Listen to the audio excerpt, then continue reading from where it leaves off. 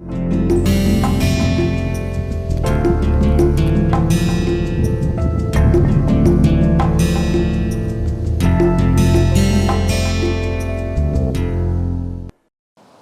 us start this lecture with a thought process from the Donald Hane, and who says that any theory claiming to describe how organisms originate and continue to exist by natural causes must be compatible with the first and second laws of thermodynamics.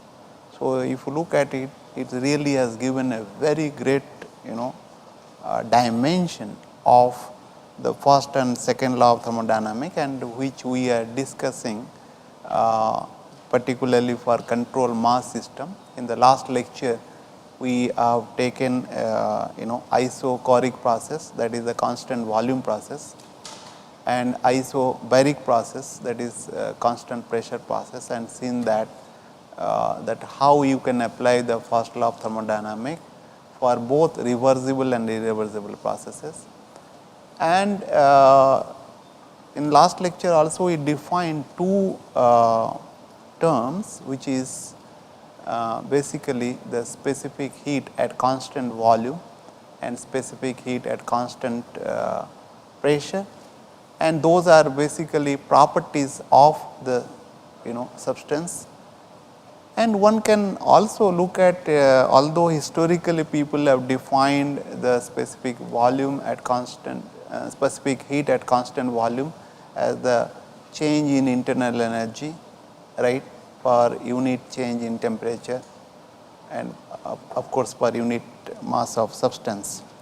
And similarly they have defined for the specific heat at constant pressure as the change in enthalpy per unit change in temperature per unit mass of substance.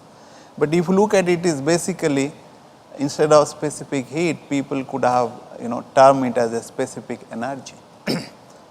And in the last lecture also we learned how to evaluate the Cp and Cv values, and we learnt also for ideal gas it is only the function of temperature, and of course for real gases we didn't look at, but it can be also function of pressure. So, it is quite complex to evaluate, and we will see also that one can take average values and then try to calculate, particularly whenever you are doing the hand calculations.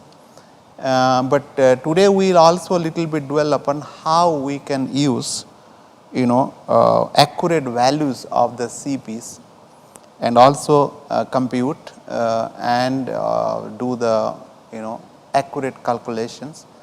So, if you look at, there are three ways of calculating the change in internal energy and enthalpy. One is you can use a table or tabular data, right, the data given in table like your steam table or the refrigeration table, like you can find out U and H directly and then use it, right, which will be give you the more accurate values, right.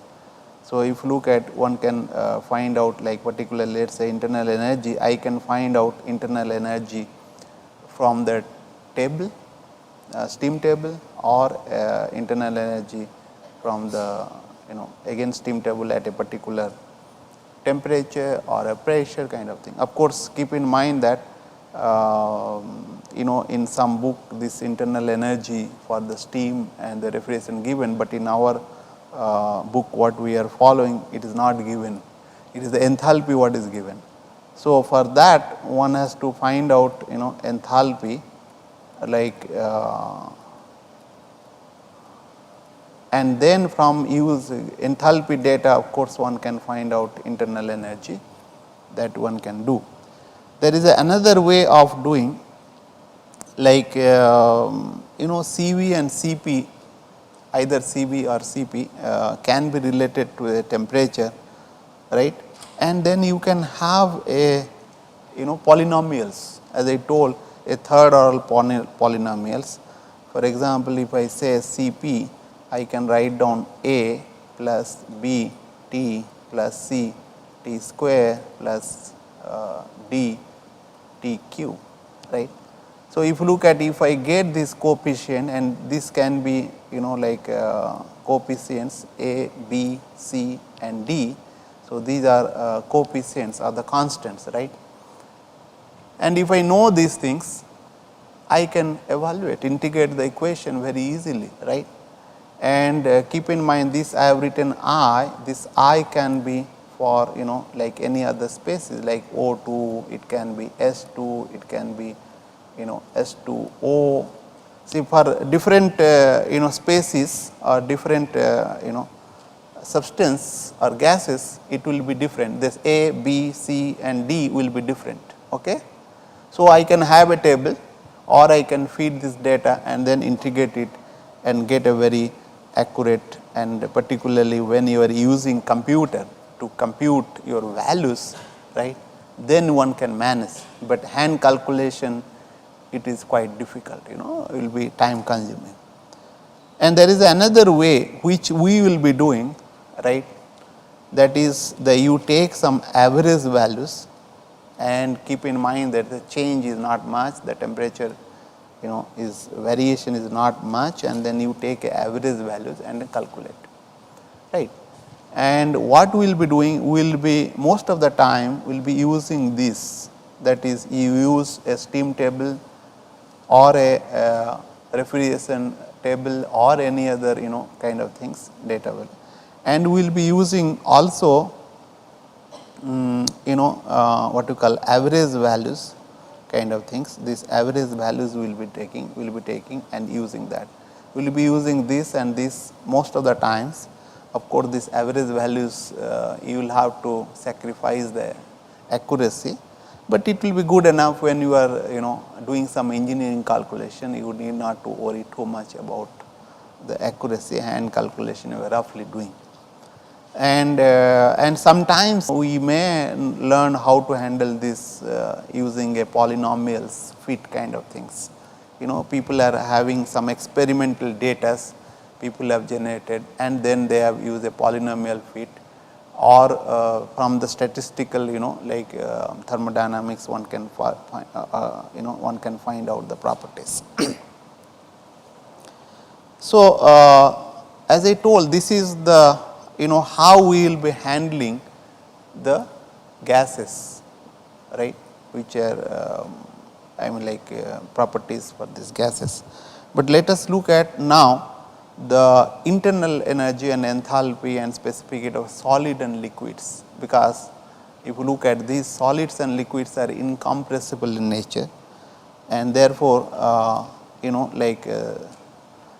specific volume will be remaining constant in this case, right. There will not be any change as such of the density kind of things. As compared to the gas, the change is very negligibly small. We can assume it to be to constant. So, as a result, the processes what you call the specific volume will be remaining constant kind of things, and therefore we can take the Cp and Cv as the same. There is no difference between Cv value and Cp values, because there is no change in the specific volume, and which is equal to the specific heat. And let us say for iron, you can say that is 0.45 kilojoule per kg degree Celsius. If you look at I have asked this question, when you increase this temperature of 1 kg of iron from 25 degrees Celsius to 35 degrees Celsius, what will be the amount of heat you will have to give is basically 4.5 kilojoule, right, isn't it? This is because the mCp dt, like if you look at the amount of heat will be mc delta T, because this iron.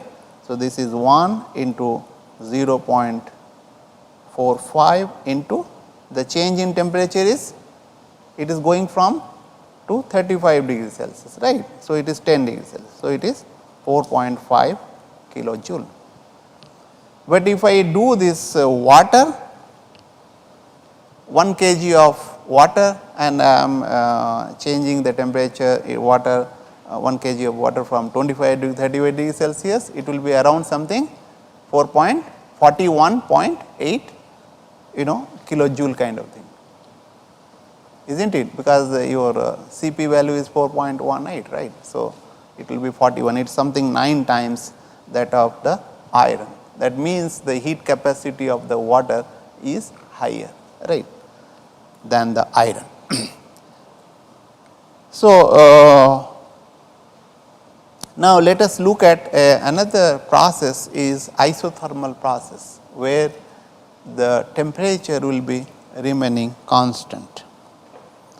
So, what we will do, I mean like we will take again piston and cylinder arrangement containing gas, we will have a constant heat what you call bath, and you keep in that this is having temperature here, and then there will be some heat transfer will be taking place, right. This is the heat, and what will happen if the temperature, and we want to keep it temperature of this gas, that is the system, this is my system, right, constant. So, what I will do, that means the piston will be moving and such that it will be remaining constant the temperature, and we can assume this process to be isothermal, provided the temperature gradient between the what you call constant bath and the gas is small, and so also the change in pressure, this thing will be very very small. I mean it is tending to a 0. It is like you can think of putting a sand grain and then removing one grain and keep the temperature constant of the system, like you can assume that way, and then the process can be considered as a reversible process, because you can reverse the system after the change to the original one, and you can describe the process from 1 to 2. And this process, if you look at, it is basically what happened, it has been expanded, right. So, this is the work being done, and applying the first law of thermodynamics, we can say that d U is equal to dq minus dw, and this w is the pdv, that is a change in the volume. So, therefore, that is having, and in this case temperature is remaining constant. Therefore, what will happen to internal energy? Internal energy will be what? Will be 0, right, yes or no, because the change in we have seen that. Keep in mind that if you want to estimate this W what it will be and the Q kind of things, then we need to know the properties, and we can assume as the ideal gas. We can also use then we will find out work done, basically PdV, which is nothing but RT by V d into dV, and when we integrate this between state 1 to 2, I will get RT ln V2 by V1, and we are assuming the process to be what you call isothermal. So, therefore, I can do it very easily. And as I told that du is 0 because isothermal process, therefore, dq is equal to dw, and when we integrate this will be work done between state 1 to 2 will be RT ln V2 by V1. And for an ideal gas, dq is exactly equal to the work done for an isothermal process. And I mean like this is about the isothermal process when we considering the reversible, right, and we will consider the adiabatic process where the heat interaction will be 0, like we can take the same our what we call paddle wheel example, which is being rotated in the this kind of a rigid vessel, and then there will be, because of this work done, and then there will be change in the temperature, and then kind of the gas, if I consider as a gas, and but this process will be not reversible. I have told earlier, right? It will be an irreversible process. Let us consider the, I mean, like electrical resistors, and this is work, what you call some work is done by the system and surrounding whenever we put the switch on, and it is insulated. So, no heat is going out, and this process is basically taking place adiabatically, and it is an irreversible adiabatic process, of course, during which electrical work is being done. So, we can apply the first law of thermodynamics, that is du dq minus dw, and this dq is basically the 0, because the adiabatic process. Therefore, the work done is equal to change in internal energy. In this case, the internal energy will be increasing of the system. So, let us consider the another case, that is rigid and adiabatic wall. Two chambers are there. One is the gas chamber at a pressure P and temperature T, and there is another chamber which is at vacuum. Now, this is the partition, and if this partition can be removed,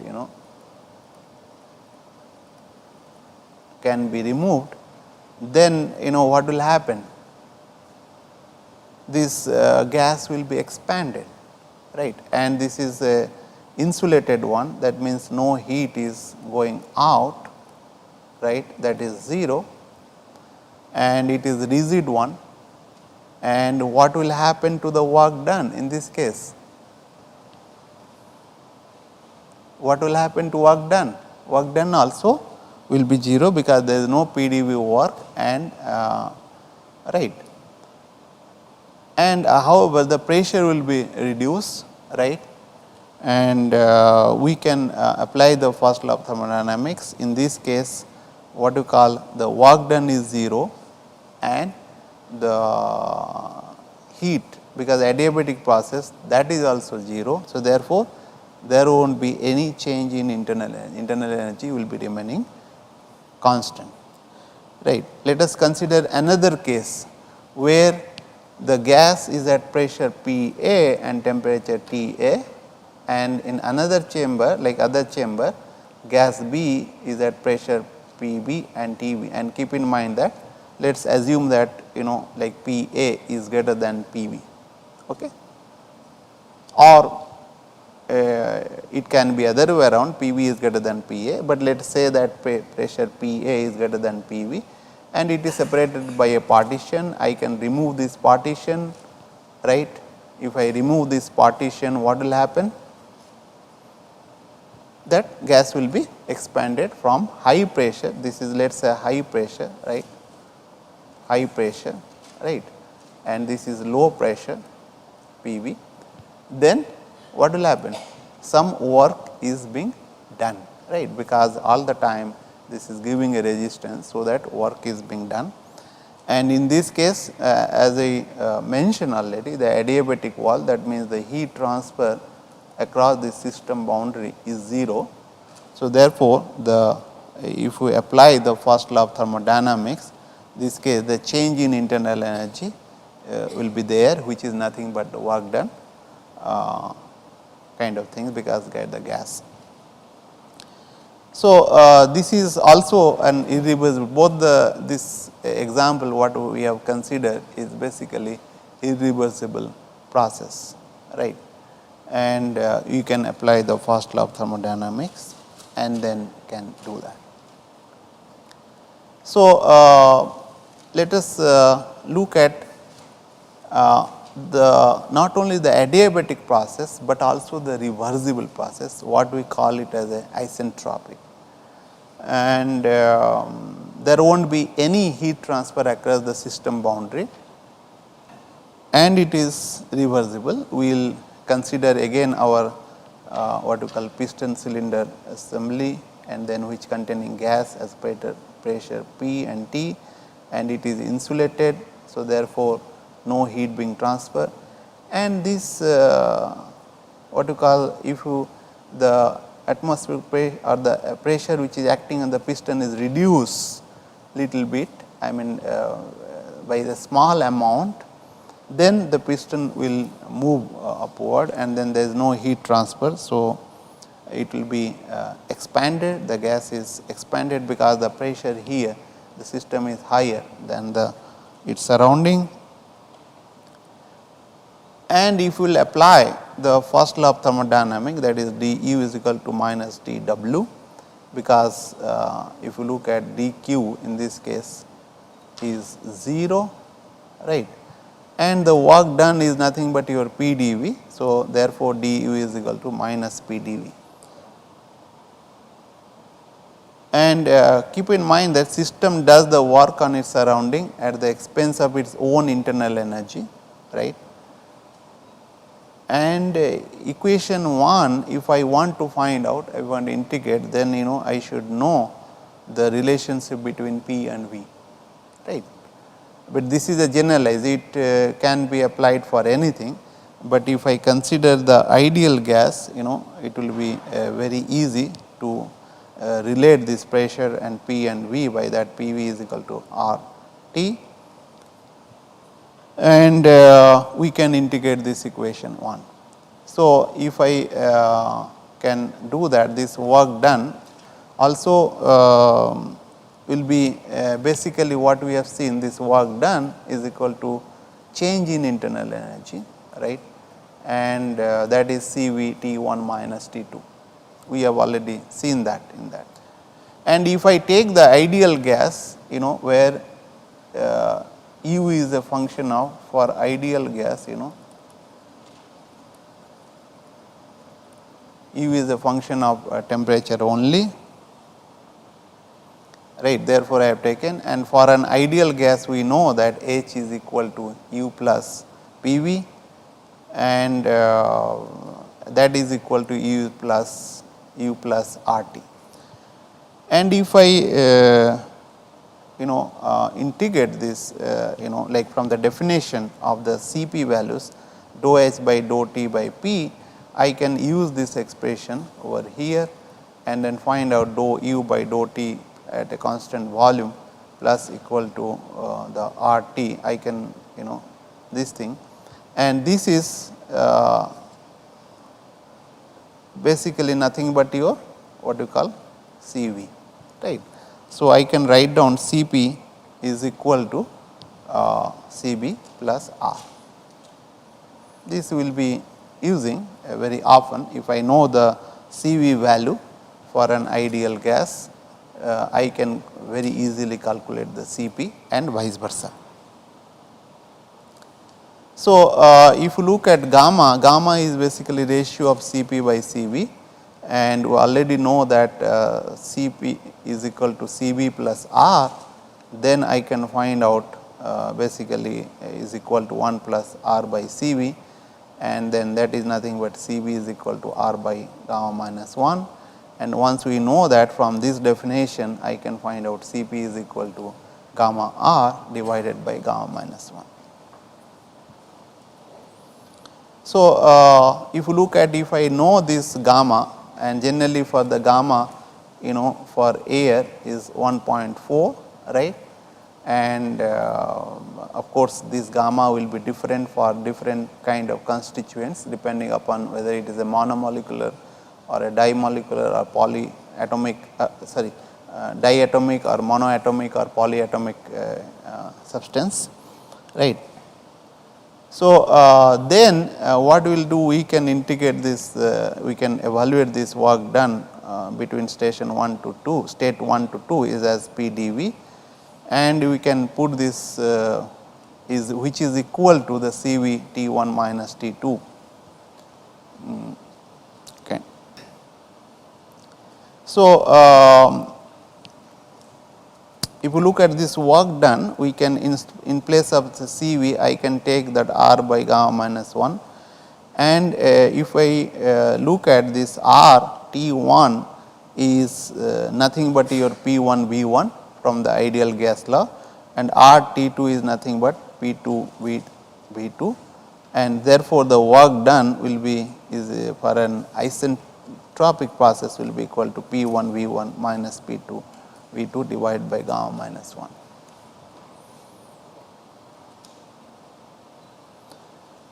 And let us find out relationship for an isentropic process, that is CV dt is equal to minus P dV is equal to from the ideal gas law you can find substitute this P with the RT by V into dV, and so if you look at, I can write down express this expression as dT by T. I can take this T here, or I can divide by this temperature here, and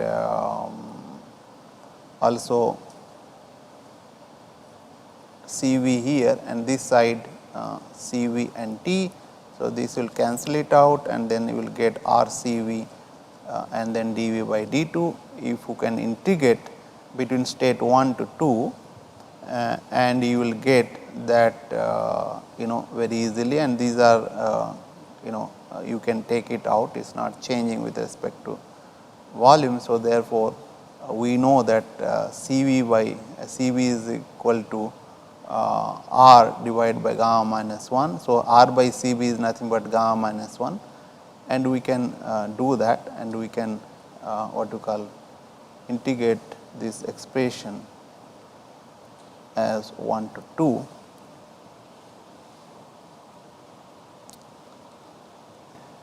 So, then we will get ln T2 by T1 is nothing but equal to minus gamma minus 1 ln V2 by V1, and from that we can get this expression, which is very commonly used. T2 by T1 is equal to V1 by V2 gamma minus 1. Keep in mind that this negative sign is being taken in, so that it became V1 by V2 in place of V2 by V1 here.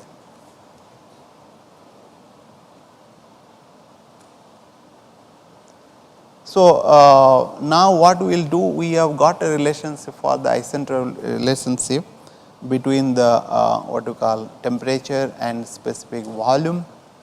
Now, we will be finding out relationship between the pressure and specific volume.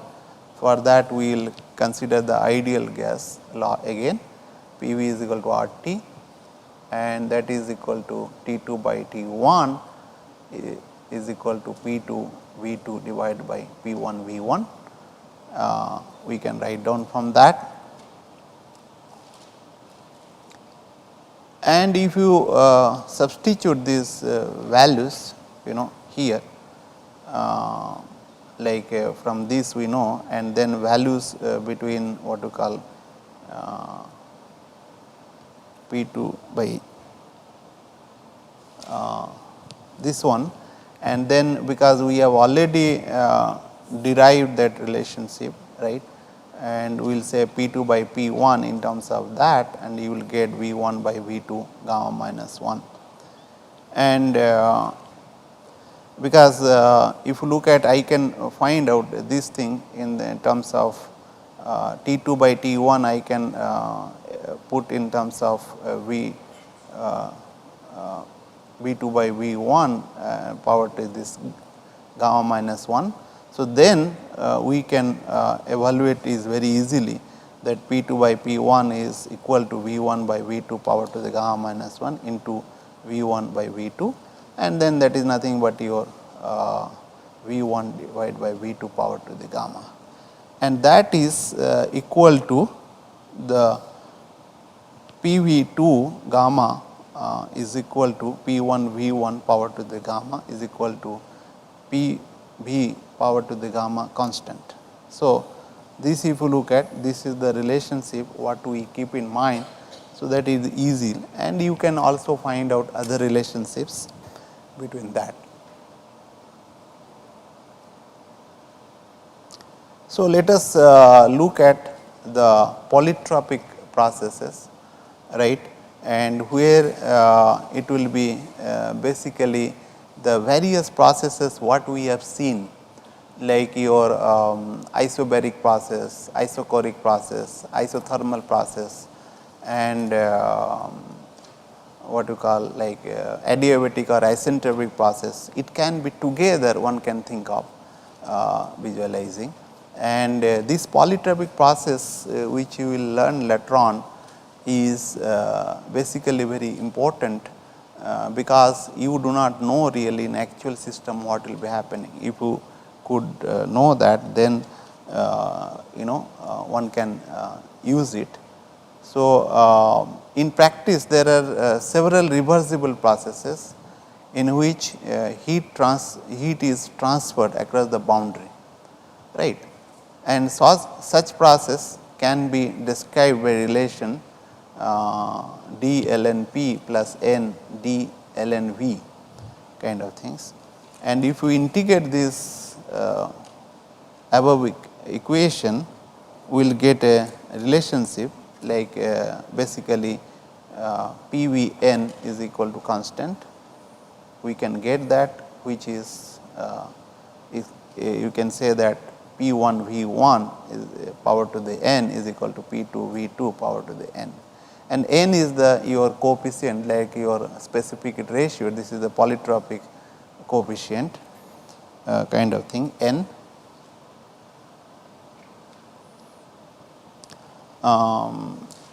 That indicates this n is basically the index of process, like whether it is n can be various values, and like that we will see, like if it is n is equal to 0. So, what will happen in this process?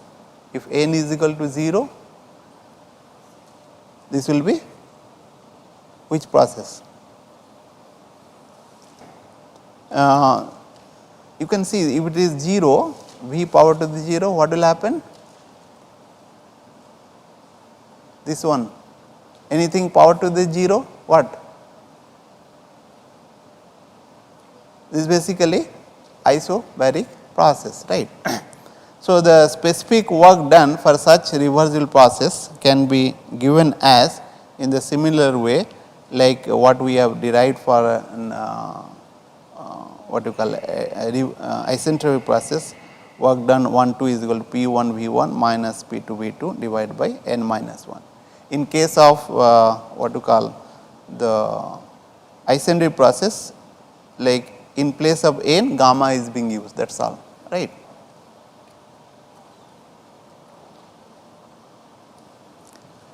So, by applying the first law of thermodynamics to this process, we can have basically u 2 minus u 1 is nothing but q 1 2 minus p 1 v 1 minus p 2 v 2 divided by n minus 1. So, if you look at, you can apply this process and then get this change in internal energy and the heat interaction and the work done. And so, if n is equal to 0, as I told, that is basically the isobaric process, and if n is equal to 1, right, that is the isothermal process, right, and n is gamma is nothing but your isentropic process. Keep in mind that in this process, right, and in n is equal to infinity, this is basically isochoric process, right, isochoric process.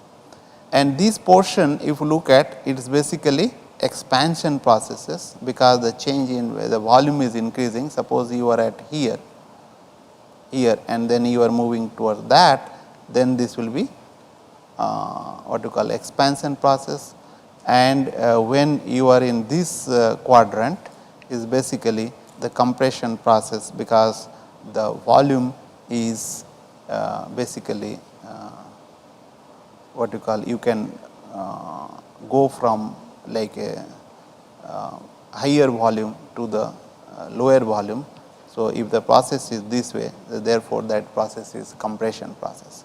So, you can have a process for example like isothermal expansion, isentropic expansion kind of things, and similarly you can have the isothermal what you call compression and isentropic compression kind of processes. So, we have seen basically how you can apply the what you call control mass system, how you can apply the first law of thermodynamics to the control mass system, and we have taken the various processes like your constant pressure process, that is isobaric, and constant temperature process, isothermal process, isentropic process, isochoric process and other things, and we can apply. And you can I mean very easily, and what we will be doing in the next class, we will be now looking at how we can apply the first law of thermodynamics for control volume process, where the the what you call mass will be coming in and going out, and there will be this thing, and so we will look at in the next lecture. Thank you very much.